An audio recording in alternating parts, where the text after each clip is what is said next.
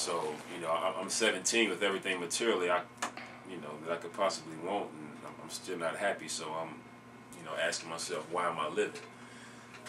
And I really didn't care at that point whether I lived or died. But this brother and I, we continued to argue back and forth, and he's flashing the gun, and he was crying, and I was talking bad to him, and I had been under the gun several times. But at this point in particular, I really didn't care whether I lived or died. And basically, man, it didn't seem like he was going to shoot me, so I actually turned to leave, and as I did, he pulled the trigger. And as soon as the bullet hit me, man, my body turned cold. It was like I was in a freezer, 10 below.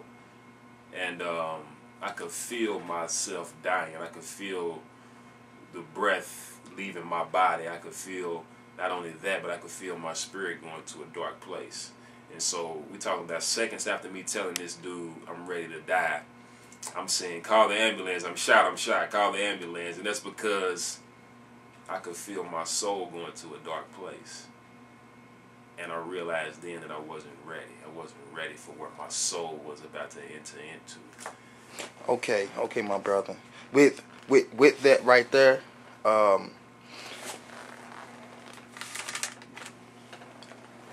speaking about the violence, the ignorance, the drugs, the all around negative aspect, negative facts that you had within your life back then, and all as well as the negative things you were doing, okay. Right?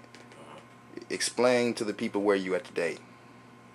Okay, today. Just let's skip all the way to today. Where you at right now? Tell America who is Aubrey today. This is 2009, 18th of February. Okay. Today I am the youth development specialist.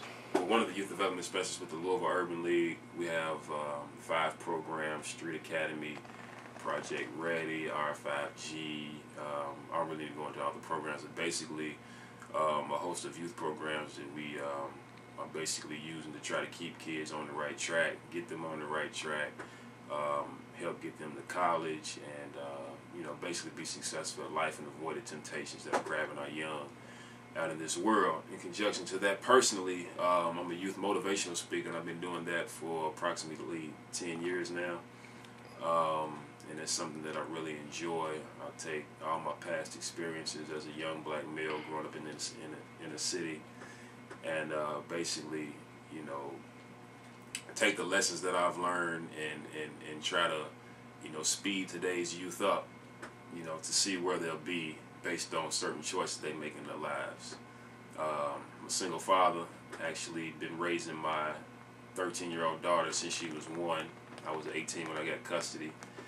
I also have a 5-year-old son, and basically on my way to graduate school, trying to work on my master's and PhD in clinical psychology, and hopefully become one of the first black male clinical psychologists in Louisville, Kentucky. All right, my brother. That picture back there. Yes, sir. Is that your daughter? Yes, sir. That is my beautiful daughter. And that's her flowers she drew. Yes, sir. Okay. Okay. And how old is she again?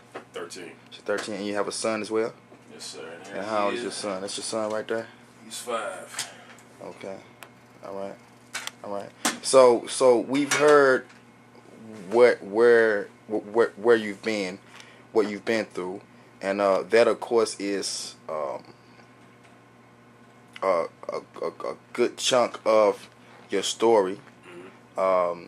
Could you speak about the aspect of, the whole being big and bad aspect, as far as, because a lot of our youth, a lot of our young black males feel like they have to be tough, right? Almost, there's this gangster psychology going on inside of our young males, and they use that energy to fuel a lot of their negative activities that's happening. And it's my understanding that that's like a natural state inside the black male. We're aggressive, proud, stubborn, strong individuals. So could you talk to the youth today as far as them feeling that they have to be, tough?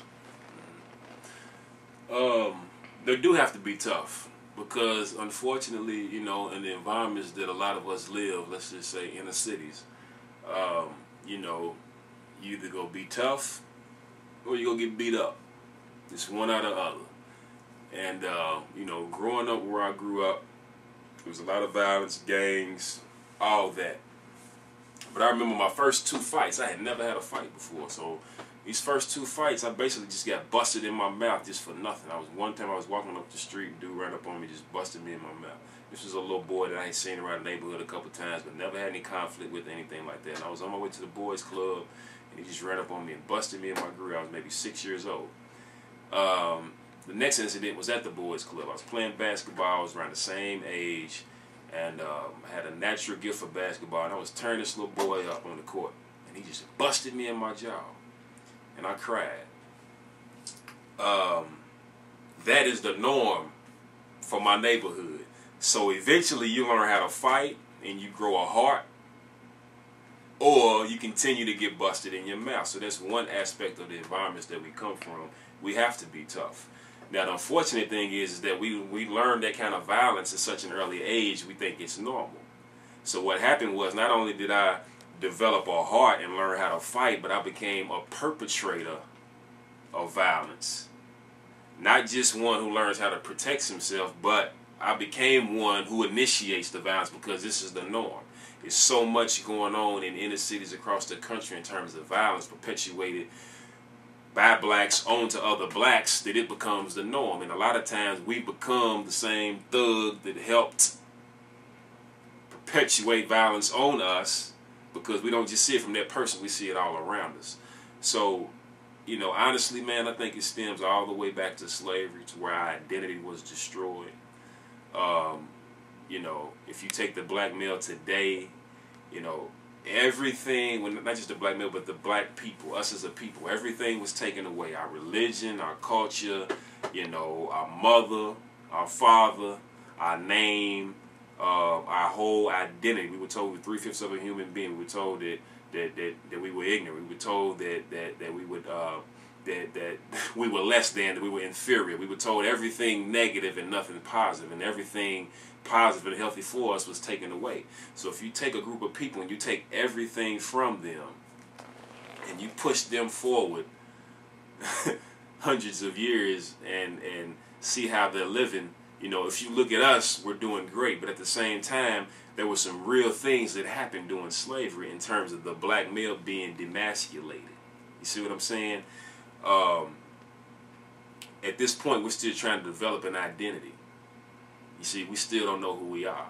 That's why it can be so easy for us to sit in the back of the classroom instead of going in trying to be educated. Because not only did I learn that violence in my neighborhood, but I also learned to view the educational system a certain way. In other words, that's the white man's system. They don't like you if you speak articulate, if you're trying to be white. If you go in and engage in class and raise your hands and ask the questions, then you're a nerd.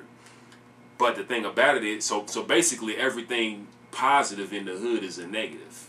Everything negative is a positive. If I can knock the dude out down the street, if I'm not scared to pull this trigger, if I get out here and get my money, if I can talk real slick, all those are positive. Those are cool points. But if I'm standing on the bus stop reading my book, if I got my backpack strapped on tight, if I'm in class being engaged and trying to be the best that I can be academically, then I'm lame, I'm soft, I'm trying to be white. You hear what I'm saying? But what we don't realize is that the brother that's getting engaged in class, that's reading books, that's doing the things, the good things he's supposed to do, that brother ends up on Wall Street. The cat that has a mentality of, okay, I'm going to reject this system because they don't like me. They don't love me. He learned it in his environment, and he has a perfectly good reason for feeling the way that he does, because that was me. I wanted to reject anything with white because because of what I learned in my environment. You hear what I'm saying? Yes, sir.